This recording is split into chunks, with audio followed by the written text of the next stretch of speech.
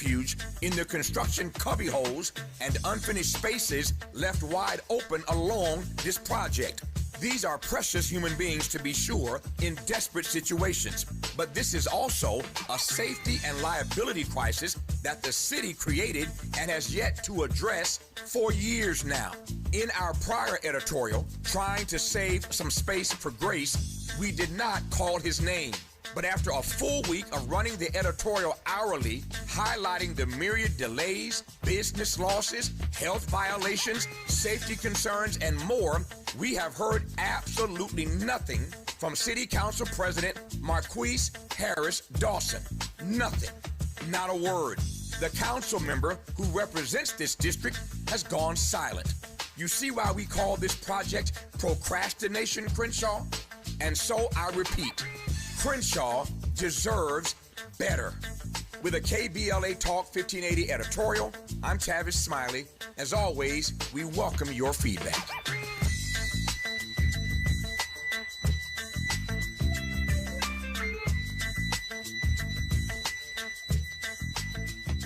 First things first.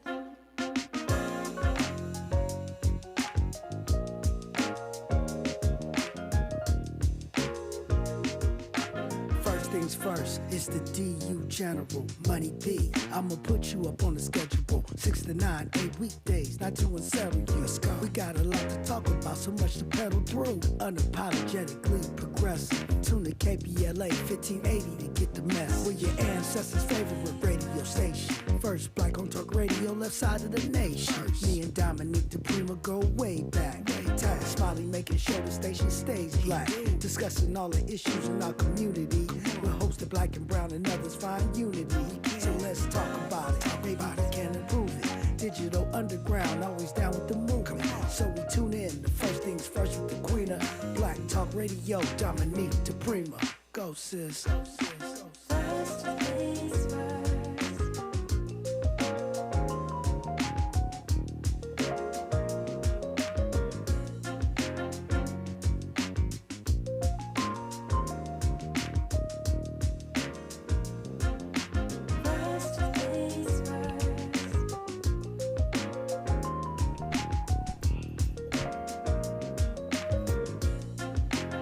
KBLA Talk 1580. Happy Friday. I'm Dominique DePrima. This show is called First Things First, and my first thing, Monday, Tuesday, Wednesday, Thursday, Friday, Saturday, it's prayer. Give it thanks.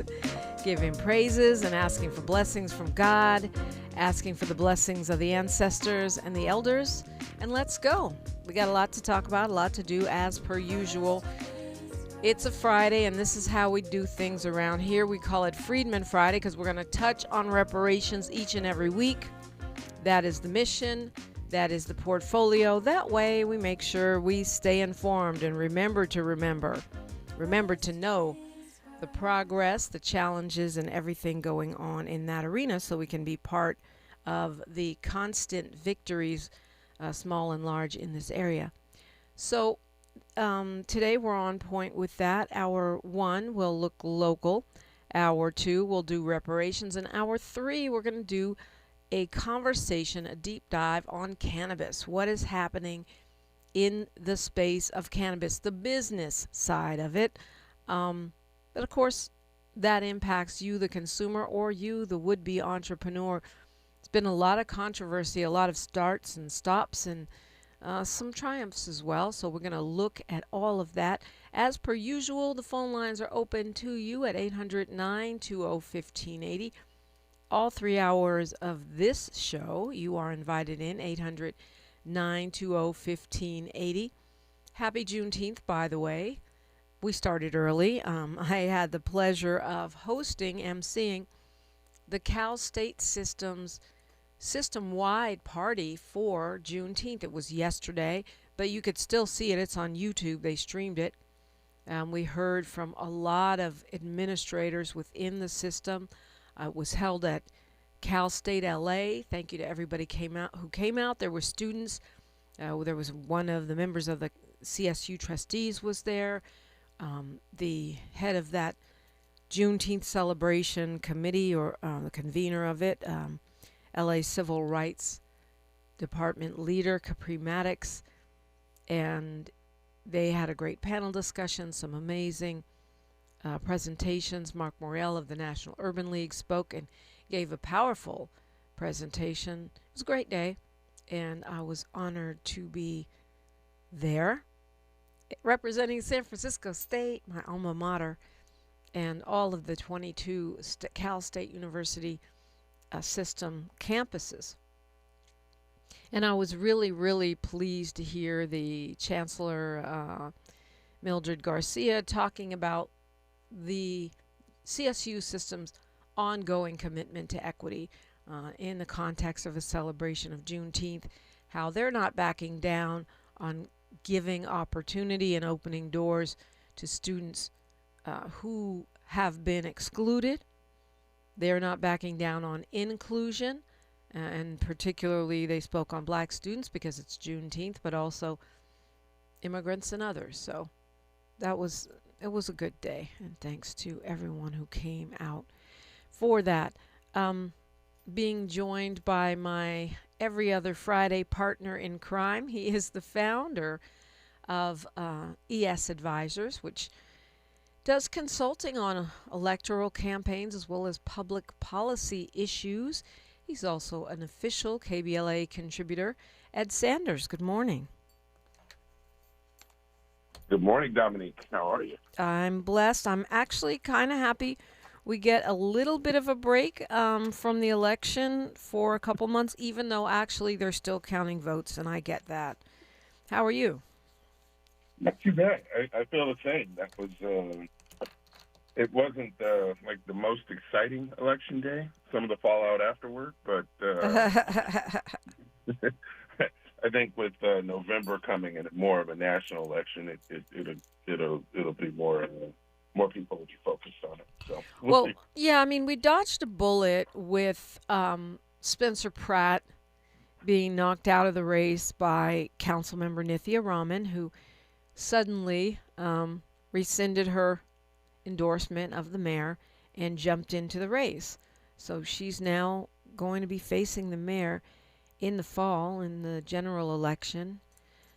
And a lot of people were saying, oh, this is great because now we'll really focus on the issues. We have two moderates or two progressives, or some people who are delusional saying one progressive and one moderate. But that's not what I'm seeing so far. What I'm seeing so far is both of them tacking right to try to get some of those Spencer Pratt voters, some of those Never Bass voters. And that concerns me. I would like to see, I'm hoping this is just the little fallout after the immediate vote counting situation, and that this is not going to be what we get to listen to for the next 3 months or so. What do you view as them tacking right? Well, I love police more than you do. I won't defund the police. No, I won't defund the police. No, I won't defund the police. No, I won't defund the police. To me, when I look at Councilmember Rahman, not just in her run for mayor, but in her voting record for the past several years, she's gone from coming in under the banner of the Democratic Socialists of America to flanking the mayor on the right. A little bit. I mean, their voting records are almost identical, but some of the rhetoric that I'm hearing around the fire and such is clearly pandering to the Never Bass crowd. Yeah, I guess I agree with you on that. The issues, and well, let me put it this way. I think one of the curious things about this past Tuesday's election was just the what issues the media felt defined where voters were. Yeah. On both sort of the governor's side and the mayor's side.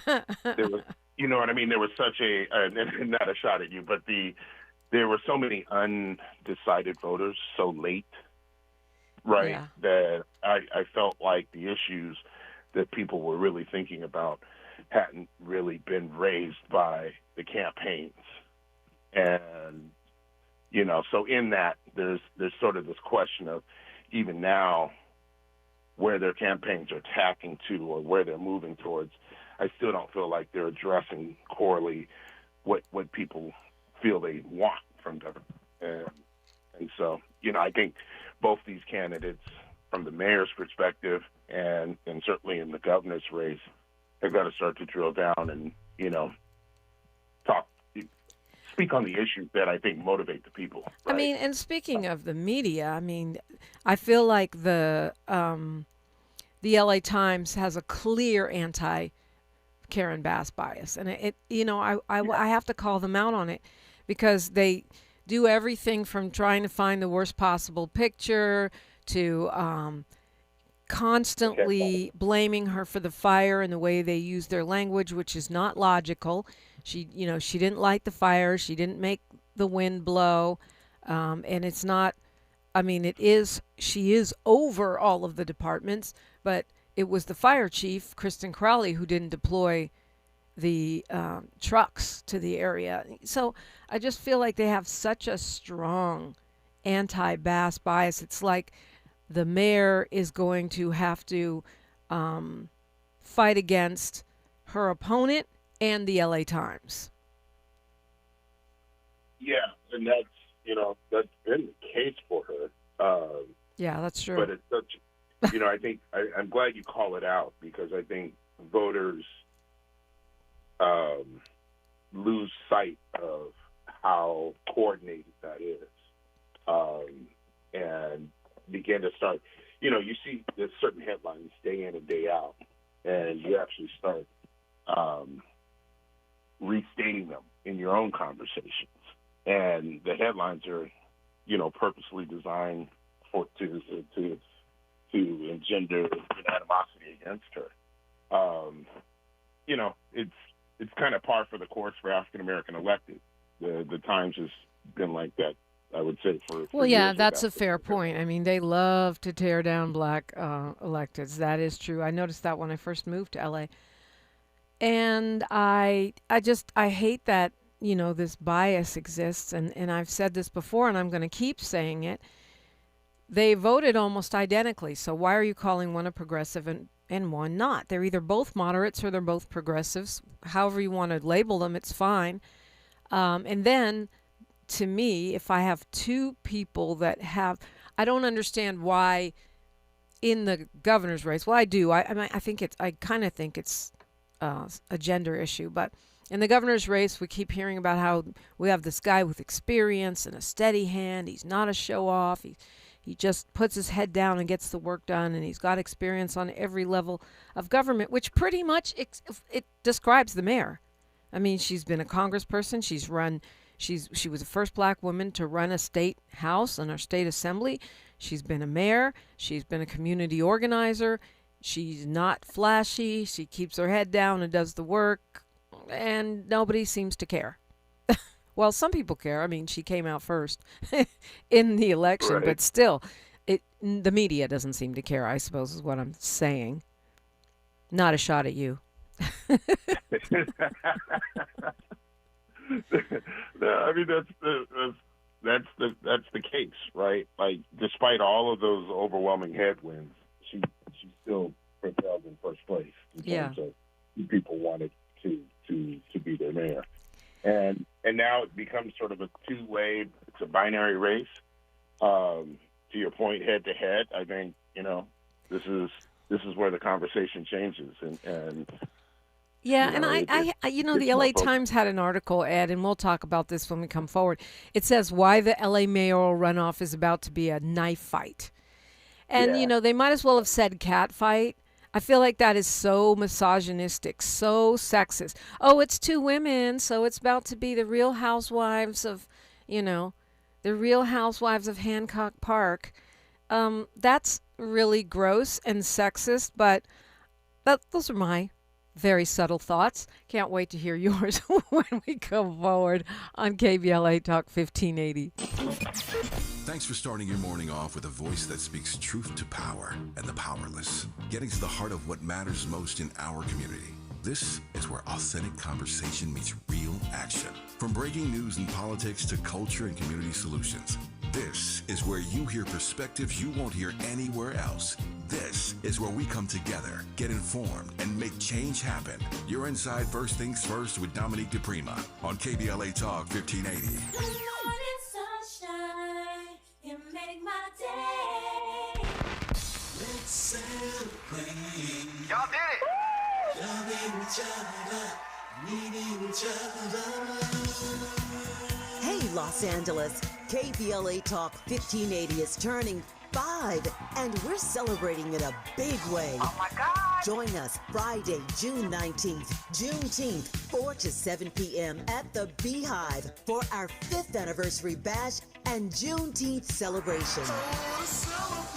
We're talking surprise celebrity guests, a special presentation, and a major announcement you will not want to miss. I can't wait to hear it. Plus, live music, dancing, games, and enough food and drink to keep the party going. Yeah, that's what I'm talking about. Of course, you're welcome to bring your own picnic basket, blanket, and lawn chair. And the best part, it's completely free. But here's the thing. You've got to sign up in advance. Space is limited, so don't wait. Head to KBLA1580.com right now and lock in your spot. Friday, June 19th, The Beehive, KBLA Talk 1580.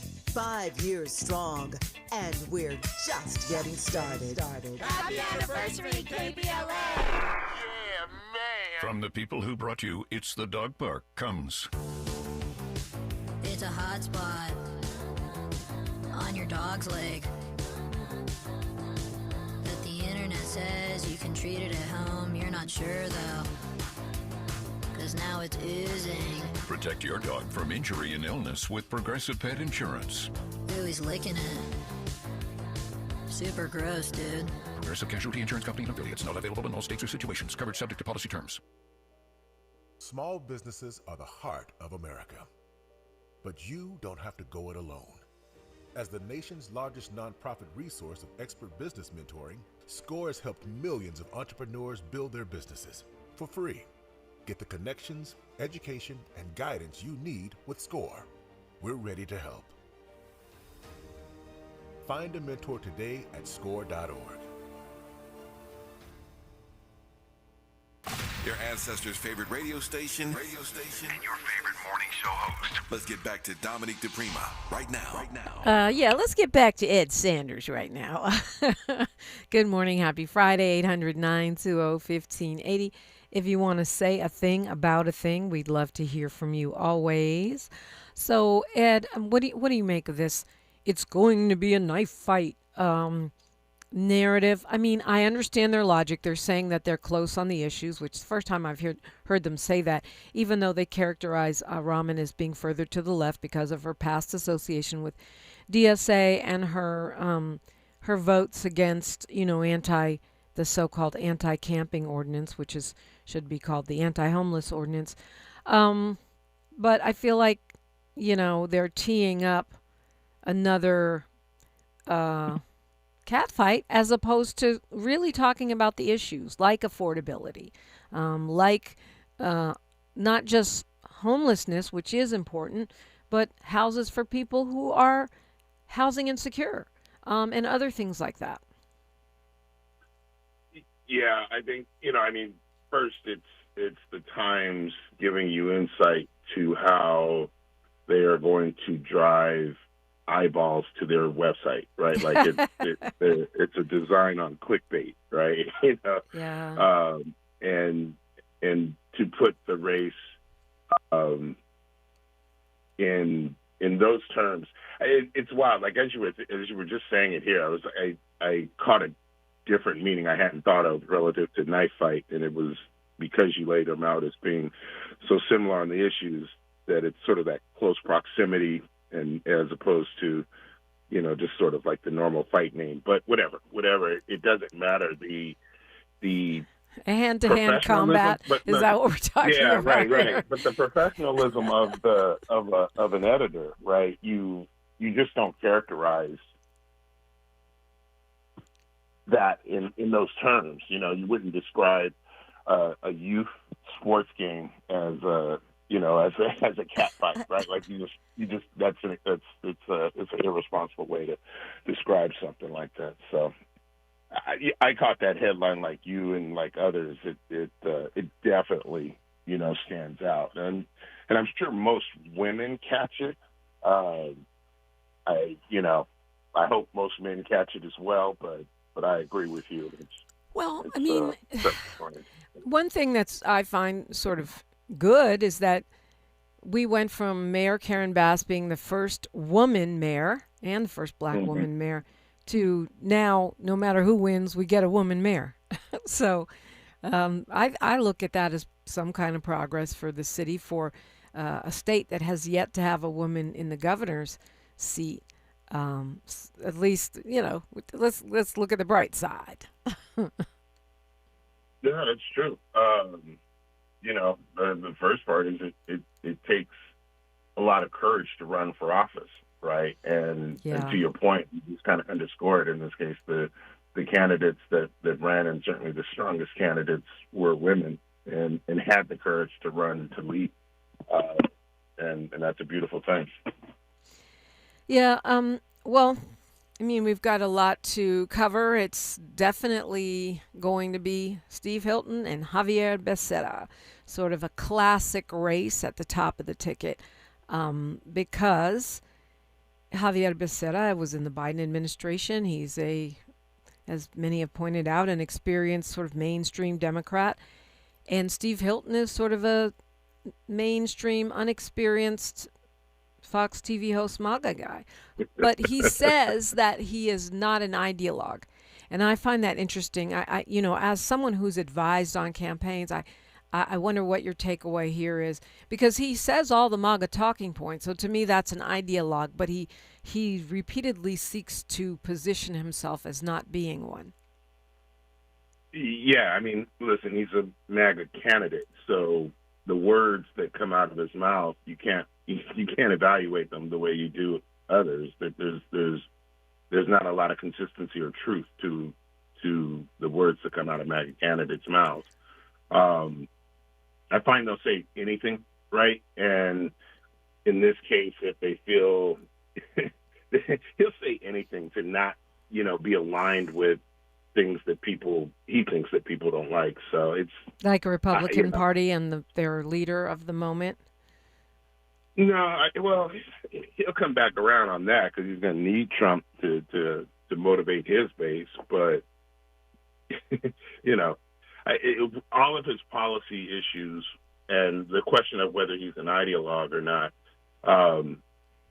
You are an ideologue, right? Like your campaign is really built on this MAGA ideology, and so by definition, you are.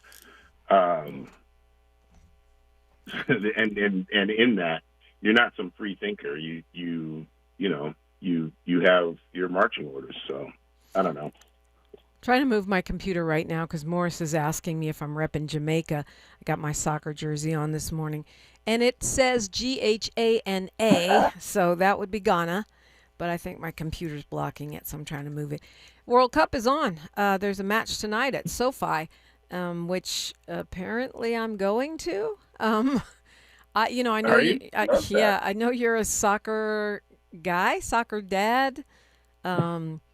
This is a big deal. I don't love crowds, but I did grow up watching soccer, and I usually don't watch it at all except during the World Cup. I suddenly become a soccer fan, and I figure, a friend invited me, and I figure this is kind of a once in a lifetime for me, for the World Cup to be here. If I was FIFA, I wouldn't bring it back to the U.S. ever. Yeah, it doesn't feel. Let me put it this way. Thank goodness Mexico was in the first round yesterday, so you could see across the city just the amount of excitement that World Cup can bring. Just the number of people that were out at the different watch parties. I saw the little clips from the Coliseum. That gives you an insight to how engaged the fan bases are around their national teams. Your point about the U.S., this is, we probably shouldn't host the World Cup again until the U.S. men's soccer team is competitive, right? We should host the women's. That it brings out crowds that way, but I mean, that and the fact that we're torturing all of the participants, the world's worst sports. We won't give out visas. We're searching people at the airport. The Iranian team has to go back to Mexico every night after they play. I mean, that's such poor sportsmanship. It makes us look disgusting, I think, on the world stage. Well, we are disgusting on the world stage. Oh, that's comforting, Ed. All right, we've got... it's not a look. We are. We've got news, traffic, and sports, then more on KBLA Talk 1580. She's reclaiming her time on KBLA Talk 1580. More First Things First with Dominique DePrima when we come forward. I'm Bree Wood with BIN News Now. A man accused of killing a Minnesota lawmaker and her husband has pleaded guilty to federal charges. The United States achieved the admissions and the agreement necessary for the perpetrator of those crimes to spend the rest of his life in prison without possibility of release. Van Spelter admitted to the shootings that killed Representative Melissa Hortman and her husband and injured another lawmaker and his family. He reached a deal to avoid the death penalty. Virginia Governor Abigail Spanberger has signed new legislation aimed at improving sickle cell care. The bills focus on better training and treatment and working to improve care for patients and families across the state. And several high-profile figures are speaking out following Carmelo Anthony's sentencing. Congresswoman Jasmine Crockett and rapper Cardi B criticized the 35-year sentence, calling it excessive. Get BIN News Now on demand 24/7 on the iHeartRadio app. Escape the city at the all-new Hard Rock Casino Tejon, just an easy drive from downtown LA. Play your favorites across over 2,000 slot machines, plus baccarat, blackjack, roulette, and craps. Enjoy live entertainment and exceptional dining. Must be 21 or older. Concerned about your gambling? Call 1-800-GAMBLER.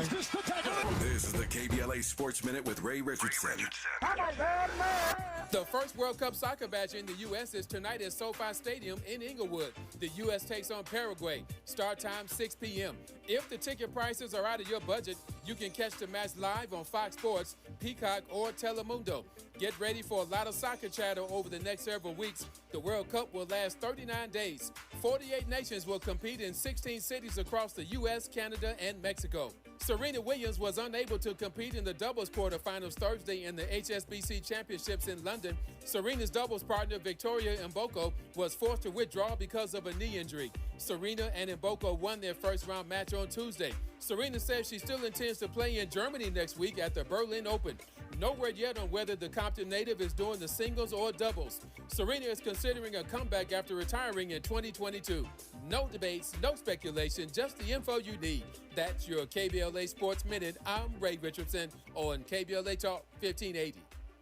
Don't be anxious or confused about AI. Take control of your career when you get the skills to tackle real business problems and design specialized solutions. HR Dive reported that entry-level talent with applied AI credentials can receive up to a 25% salary boost. But where do you find training that you can trust? Future-proof your career and deliver more value with Humans Lead the Way AI. Their hybrid learning courses use practical definitions, real-world examples, and strategic insights to help you and your team understand AI with confidence. No magic, no hacks, no shortcuts. Just practical knowledge that helps you use AI more successfully. Don't wait. AI can never replace people who know how to use it well. Register for courses today at humansleadtheway.com. That's humansleadtheway.com. All I need is one mic. With the KBLA Talk 1580 editorial, I'm James Farr. $2.5 billion. Governor Gavin Newsom said it was there for fire survivors in Altadena and the Palisades. No strings attached. That was the promise. But the burning question is, where's it at? 18 months later, an NBC4 investigation came back with the numbers. The numbers don't answer the question, they deepen it. Where's it at? About $605 million has been spent, Roughly 75% still not released. Where's it at? Roughly 14 million went to CHP overtime and ICE immigration protest response for crowd control. Not rebuilding homes, not rebuilding lives, but crowd control. Where's it at? Another 13 million went to the state health department for video campaigns while fire survivors waited. While families in Altadena are still trying to put their lives back together, still trying to get housed, this is the hope gap and it's real. Where's it at? Southern California Edison is still in court, still fighting liability tied to the Eaton fire, still not accountable. Where's it at? 18 months later, Governor Newsom, where's it at? Because the truth is free, but the lie can be very expensive. And right now, fire survivors want to know what happened to no strings attached. And I've been saying on this mic for the past 18 months, somebody or somebodies didn't do their job. Now it's documented. Governor Newsom, listen closely. You didn't do your job. You didn't keep your promise. You held up the bill. Now stop holding up the money. You said no strings attached.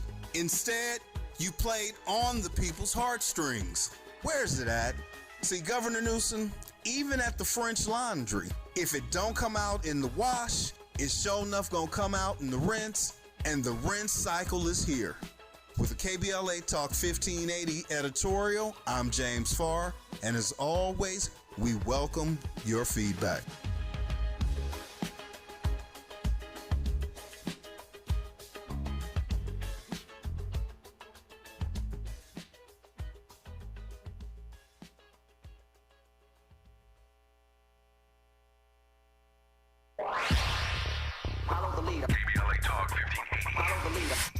If you're not following KBLA Talk 1580 on all of our socials, then you're missing out. Download our app and find us on Facebook, Twitter, Instagram, YouTube, and on the web at KBLA 1580. That's right. Again, you can find all of our socials at KBLA 1580. We've got a lot to talk about. By the way, if you miss any of our weekday shows in real time, you can always catch up by checking out the podcast of your favorite shows at your leisure. At KBLA Talk 1580, we've got your black. Got your beer. Keep following the leader. Oh my God. Follow the leader. Follow the leader. Follow the leader. Follow the leader. Follow the leader. Thanks for waking up with Dominique DePrima on KBLA Talk 1580. Wow, just hearing that spot, it makes me realize how I'm still in denial about Robin Ayers. Listening to her on that promotion, it just somehow in my mind I think she's just in the valley somewhere. I don't think she's really gone. Rest in peace, Robin Ayers. And I realize it's the same thing with Andrew Joseph Jr., who just passed away. The father of Andrew Joseph III, a member of Black Lives Matter, who's their rapid response person who'd been fighting for justice for his son for more than a decade. And just when people die suddenly like that, far too young, I think my mind says, oh, they're in Florida. Oh, they're in the valley. They'll be right back. Anyway, I digress. Ed Sanders is here, and you're invited in at 800-920-1580. As per usual, they're talking about us in the comments section on YouTube. And we invite you to jump in as well, KBLA 1580. So, Ed, what do you make of the fact that the Trump administration says they are sending Immigration Customs Enforcement officers to World Cup games? They claim they're not going to be enforcing anything. They're just there to help out. But to me, it's giving Little Red Riding Hood, oh, I'm just a wolf hanging out here. Never mind me. I don't know. You talk about the men's team having to be better to attract crowds. I would say the prices need to come down and they need to get rid of ICE, but maybe that's just me. Yeah, it's A, B, and C, right? All at the same time. We closed out the last segment, facetiously laughing about how we look terrible on the world stage. Yeah.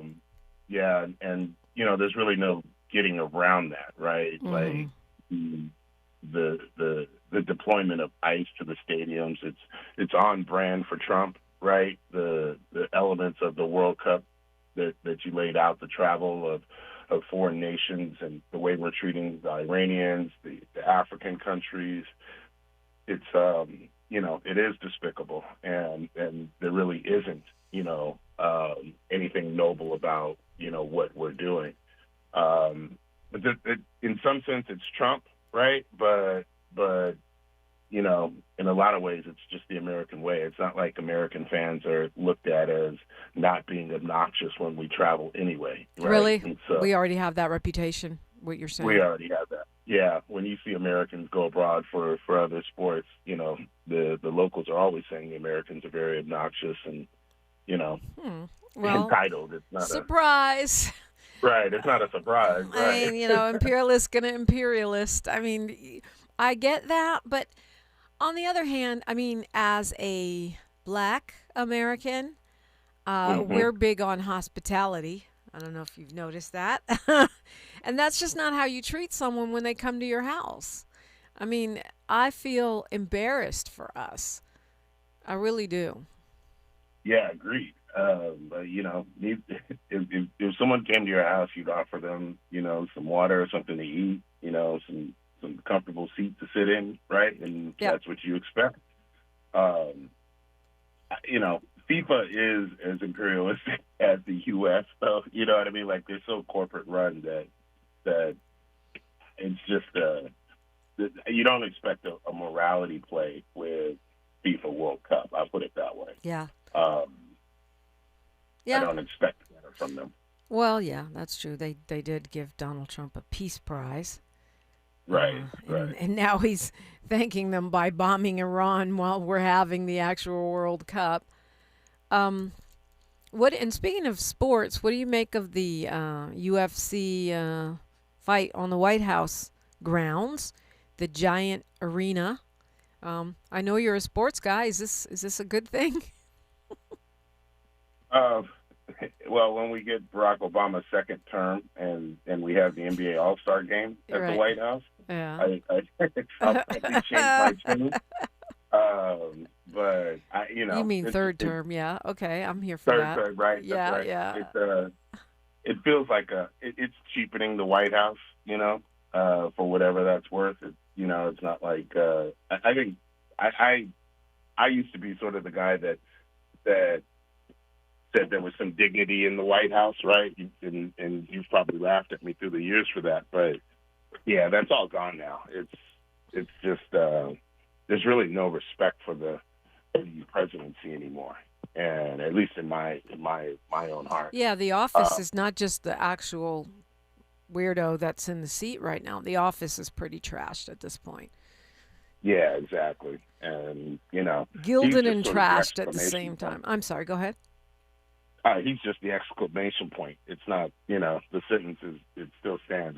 He's, the things he's done has changed this country, right? And I don't know that just electing the next president fixes it. It's going to be one of these problems that, we have to redefine this country. So. Yeah, we're gonna have a lot to clean up. That's for sure, and not just the White House. I mean, the entire democracy, if it survives. And I don't say that lightly, to be honest with you. Yeah, agreed. I mean, in about 2 months, I bet you he announces a corporate sponsor for the White House. Right, exactly. Yeah, exactly. The Fox News White House, the News Nation White House. I could see it. I mean, from what I understand, there's some kind of VIP package you could get to this UFC fight on the White House grounds. It's like $1 million package. And I wonder where that $1 million is going to. But he's had some setbacks too. His name is coming off the Kennedy Center. A judge said it has to come down. And apparently, for some reason, he's decided to comply with that judge while he's ignoring other judges. So I'll put that one in the win column. Oh, wow. You caught that he's complying. I didn't see that. Well, he kind of, his initial response was kind of like, oh, well, I'm going to give this whole mess back to Congress, which is actually where it's supposed to be, right? I mean, Congress named it the Kennedy Center, and they were the ones that would have to change it. So he's kind of like, oh, I'm washing my hands of this. It's going to be all jacked up. Unless he changes his mind again. I mean, he's... I don't know why, in a way, we in the media even listen to what he says. How many times has he said we were this close to signing a peace deal with Iran? Right. It's this is more of the point of what's wrong with the presidency and how we go forward. There's not a truthful person, right? The public statements that one makes would be truthful. That way we can all rely on them. That's not the case.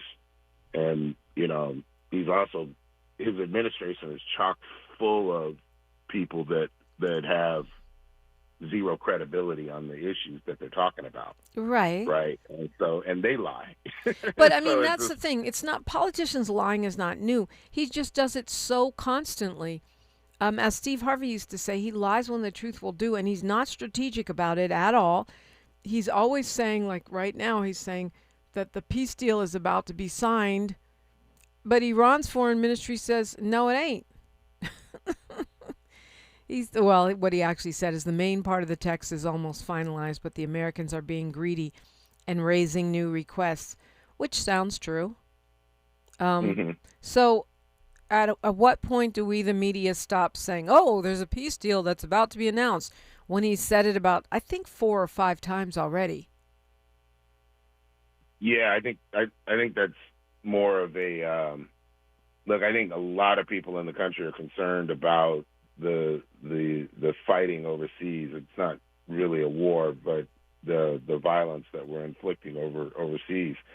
And I think the constant conversation that peace is around the corner is meant to sort of bring that temperature down, but it's not.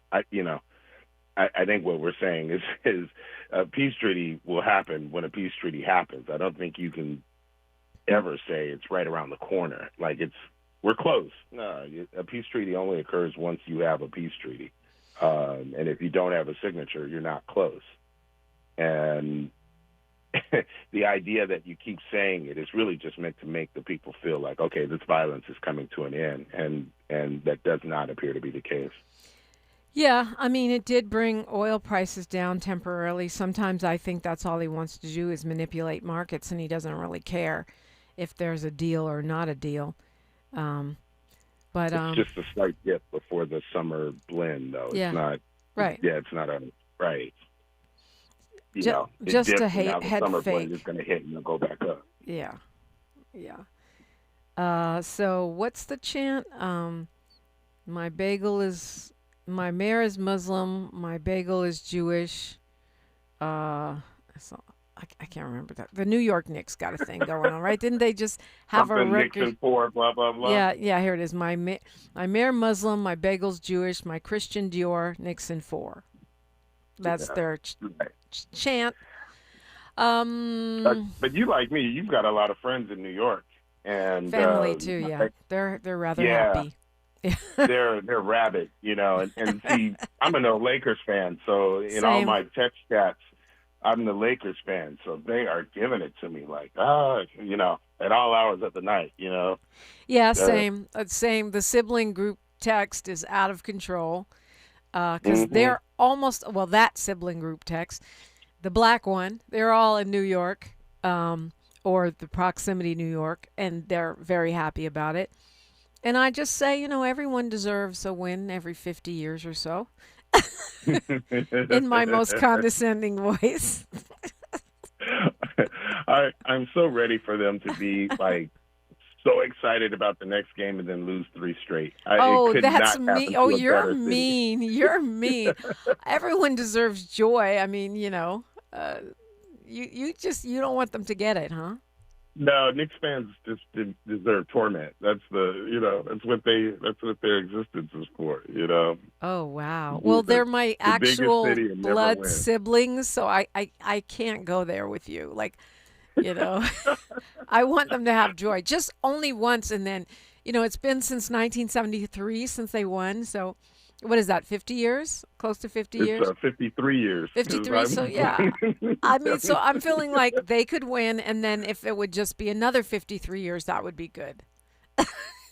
I'm mean, but not quite as mean as you. There's degrees of mean here. What about you, Miles? Miles? You know why I get these texts at 3 in the morning. Yeah, at they 5 hate in the you morning because you're from the East Coast. mean. Right. What about you, Miles? You say give them a win after 53 years, or are you with Ed? Yeah, I don't really care too much for the Knicks per se, but I can't help but be happy for them fans that's about to get this chip, y'all. New York is activated and charged up, and I ain't gonna hold you. I'm here for it. Yeah, my sister said that there are literally big screen TVs in the middle of random streets and parking lots, and people just pulling up lawn chairs. And I love that. That's community right there. Oh, I love the New York community. You got all the little rowdy fights taking place outside the stadium. They're throwing eggs at Wemby. It's, Did you Morris, see that clip? No, I did not, but I'm about to look it up. They threw an egg at him. Oh, that's crazy. Well, that's, you got to love New York there. Well, New York. Morris says San Antonio will come back. We shall see. We'll continue the conversation with Ed Sanders. Happy Friday, y'all. You know where you're at. The station you turn to when you've had it up to here with cultural incompetence. KBLA Talk 1580. For communities impacted by the war on drugs, cannabis legalization was supposed to create opportunity, but too often people entered the industry without the information they needed to succeed. That's why the Los Angeles County Office of Cannabis Management, in partnership with Life Development University, is presenting the Cannabis Worker Voices Panel on June 13th at 3 p.m. at Life Development University, located at 4241 Crenshaw Boulevard. Hear directly from cannabis workers about their career journeys, day-to-day experiences, challenges, and opportunities. Learn about workforce pathways, transferable skills, and what working in the legal cannabis industry really looks like. Free public education designed to help you make informed decisions before investing your time, money, or energy. Register today at lacountycannabised.org or call 323-747-6728. If you're an African American mom who is pregnant or have a baby under 6 months old, you deserve care that lifts, listens, and lasts. Black Infant Health is for you. It's a free program with individual support, group sessions, and resources to start your mothering journey. BIH makes space for moms and their families to create community. Learn more about the programs in Los Angeles County. Check us out at blackinfanthealth.org. LADWP customers get rebates up to $1,500 when you install a qualified electric vehicle charger at your home. It's like having a gas station in your garage. Get extra savings when you combine LADWP rebates with federal tax credits on chargers installed before June 30th. Visit ladwp.com/EV today and start saving. That's ladwp.com/EV. Do you owe $10,000 or more in credit card debt or personal loans? With credit card debt at all-time highs, Debt Relief Advocates is urgently notifying consumers of debt relief now being made available, designed to aid consumers with out-of-control credit card debt. Those who qualify and enroll for this relief program will only have to pay back a fraction of what they owe. This is not bankruptcy or a debt consolidation loan. This is a relief program that credit card companies would rather you not know about, as it ends your debt nightmare and saves you lots of money. Consumers owing at least $10,000 in credit card debt or personal loans can now take advantage of this debt relief as the cost of living skyrockets. Debt Relief Advocates has established a relief hotline for you to call to learn what debt reduction you may qualify for, so don't wait. For this free information, call the Relief Hotline at 800-505-8991. 800-505-8991. 800-505-8991. This is KBLA Talk 1580, where everybody is somebody and nobody is a stranger. You belong here. Indeed, Ed Sanders here, and Morris is in the chat reminding us that FIFA rented out a big empty space in Trump Tower. There seems to be a lot of sort of shady stuff between this administration and the FIFA folks. But here we are, and happy World Cup. I mean, I don't know what to say about that. They have their own internal problems, as you pointed out as well. I think it was last week the federal judge, was dealing with corruption charges against FIFA for bribery around the broadcasting rights to tournaments. So it's not just us that look terrible on the world stage; it's also them. Yeah, FIFA's been the largest, European imperialistic grifting agency outside of NATO. It's just I don't know. It's hard to watch in the sports world, and I think we both approach it from the same perspective. You watch the way they treat nations and teams from the African continent, from the Asian countries, and there's just this disrespect of who they are. They're now expanded, right? Like there's more teams in there, but there's just constantly the fight. As you have the Ghana jersey on, I got to go find a Senegalese jersey because the trials and tribulations that the Senegal team went through to get there is something that I think we would all cheer for. I've been to Senegal too. They're just the nicest people. And when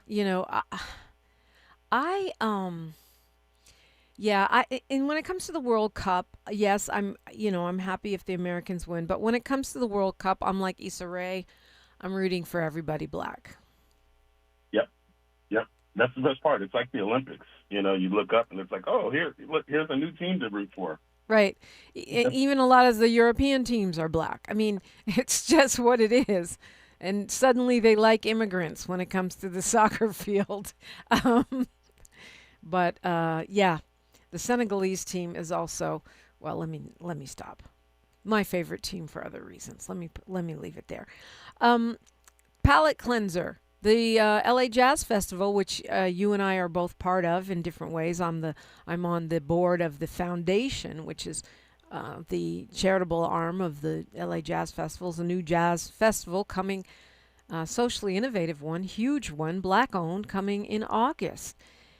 What's new with that, Ed? You are more involved in the day-to-day goings on of putting this festival on its feet.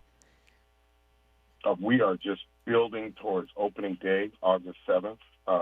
In that regard, first, thank you to you for emceeing on your birthday the announcement of our expanded lineup, June 4th. You spoke to the black-owned nature of the festival. It is a festival that wraps itself in the history of jazz, its origins from New Orleans to the migration to Los Angeles and around the world. We take that seriously. It is inherent in everything we do about the festival. And to that end, you have to lift up the history of jazz in Los Angeles. So to Central Avenue we went in front of the Dunbar Hotel. And, again, thank you to you for joining us. But we announced a lineup that expanded by over 160 artists that are performing throughout the Jazz Festival. It's a 17-day experience, starting opening night, August 7th, with Layla Hathaway in Lamert Park, and concludes the August 22nd and 23rd out on Dockweiler Beach with Janelle Monáe and John Legend, plus a full lineup out on the sand. Everyone should take the time and go to lajazzfestival.com. There are so many different elements to how we are curating and bringing the beauty of jazz and music to different areas of Los Angeles. We'll have a street carnival in Venice. We are going to take 24 local parks, and over the weekends in the month of August have artists performing in local neighborhoods. And so we think that this festival brings a delicious taste of jazz to everyone in LA. You don't have to travel far. It's coming to you but certainly we want everyone to take a look at our closing weekend. That lineup is going to be spectacular, and you can only imagine sitting out on the sand and the sun starting to go down and the show just really being alive. So we look forward to it. Again, LAJazzFestival.com. We hope to see you at all of these events. Yeah, I mean, the big culminating weekend on the beach does have the larger names like Janelle Monáe and John Legend, but there is so much more traditional jazz throughout the day and also throughout the weeks, because it's actually 2 weeks, right? From the 7th to the 23rd. And a lot of those shows are free. Of course, the weekend on the beach, you'd have to buy tickets, but you could literally gorge yourself on jazz, from light kind of R&B to the most sort of traditional jazz. And it's just, I'm really looking forward to it. Yeah, it's going to be exciting, and it's international in flair, right? To your point, the artists are free, but we pull. I think we are now above 17 artists or 17 countries that are now represented on the festival, and that's growing. We expect to be over 25 and approaching 30 by the time we're done. So a lot to take in throughout the festival, and hopefully folks clear their calendars and get a chance to enjoy some jazz in LA. Indeed. Ed Sanders, as always, thank you so much. Find him on Twitter at Edward M. Sanders. I'm still there, too, Deprima Radio, even though they're taking away my followers rapidly. News, traffic, and sports, then reparations on KBLA Talk 1580. KBLA 1580 Santa Monica. I'm Bree Wood with BIN News Now. A man accused of killing a Minnesota lawmaker and her husband has pleaded guilty to federal charges. The United States achieved the admissions and the agreement necessary for the perpetrator of those crimes to spend the rest of his life in prison without possibility of release. Van Spelter admitted to the shootings that killed Representative Melissa Hortman and her husband and injured another lawmaker and his family. He reached a deal to avoid the death penalty. Virginia Governor Abigail Spanberger has signed new legislation aimed at improving sickle cell care. The bills focus on better training and treatment and working to improve care for patients and families across the state. And several high-profile figures are speaking out following Carmelo Anthony's sentencing. Congresswoman Jasmine Crockett and rapper Cardi B criticized the 35-year sentence, calling it excessive. Get BIN News Now on demand 24/7 on the iHeartRadio app. Escape the city at the all-new Hard Rock Casino Tejon, just an easy drive from downtown LA. Play your favorites across over 2,000 slot machines, plus baccarat, blackjack, roulette, and craps. Enjoy live entertainment and exceptional dining. Must be 21 or older. Concerned about your gambling? Call 1-800-GAMBLER. This is the KBLA Sports Minute with Ray Richardson. The first World Cup soccer match in the U.S. is tonight at SoFi Stadium in Inglewood. The U.S. takes on Paraguay. Start time 6 p.m. If the ticket prices are out of your budget, you can catch the match live on Fox Sports, Peacock, or Telemundo. Get ready for a lot of soccer chatter over the next several weeks. The World Cup will last 39 days. 48 nations will compete in 16 cities across the U.S., Canada, and Mexico. Serena Williams was unable to compete in the doubles quarterfinals Thursday in the HSBC Championships in London. Serena's doubles partner, Victoria Mboko, was forced to withdraw because of a knee injury. Serena and Mboko won their first-round match on Tuesday. Serena says she still intends to play in Germany next week at the Berlin Open. No word yet on whether the Compton native is doing the singles or doubles. Serena is considering a comeback after retiring in 2022. No debates, no speculation, just the info you need. That's your KBLA Sports Minute. I'm Ray Richardson on KBLA Talk 1580. All I need is one mic. With the KBLA Talk 1580 editorial, I'm James Farr. $2.5 billion. Governor Gavin Newsom said it was there for fire survivors in Altadena and the Palisades. No strings attached. That was the promise. But the burning question is, where's it at? 18 months later, an NBC4 investigation came back with the numbers. The numbers don't answer the question, they deepen it. Where's it at? About $605 million has been spent, roughly 75% still not released. Where's it at? Roughly $14 million went to CHP overtime and ICE immigration protest response for crowd control. not rebuilding homes, not rebuilding lives, but crowd control. Where's it at? Another $13 million went to the state health department for video campaigns, while fire survivors waited. While families in Altadena are still trying to put their lives back together, still trying to get housed, this is the hope gap, and it's real. Where's it at? Southern California Edison is still in court, still fighting liability tied to the Eaton fire, still not accountable. Where's it at? 18 months later, Governor Newsom, where's it at? Because the truth is free, but the lie can be very expensive. And right now, fire survivors want to know what happened to no strings attached. And I've been saying on this mic for the past 18 months, somebody or somebodies didn't do their job. Now it's documented. Governor Newsom, listen closely. You didn't do your job. You didn't keep your promise. You held up the bill. Now stop holding up the money. You said no strings attached. Instead, you played on the people's heartstrings. Where's it at? See, Governor Newsom, even at the French Laundry, if it don't come out in the wash, it's sure enough gonna come out in the rinse, and the rinse cycle is here. With the KBLA Talk 1580 editorial, I'm James Farr, and as always, we welcome your feedback.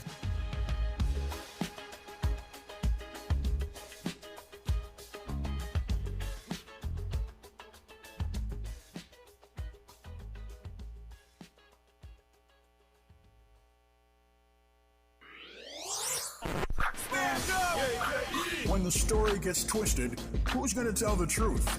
When they cut the microphones, who's still talking? When history gets rewritten, who remembers what really happened? We do. KBLA Talk 1580.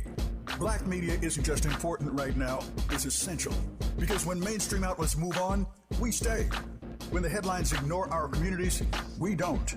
When decisions are being made that affect black lives in our schools, our neighborhoods, our economy, KBLA is in the room. This is more than radio. This is a lifeline, a record, a rallying cry.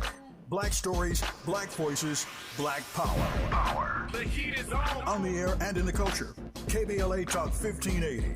Stay connected, stay informed, stay loud. Stand up!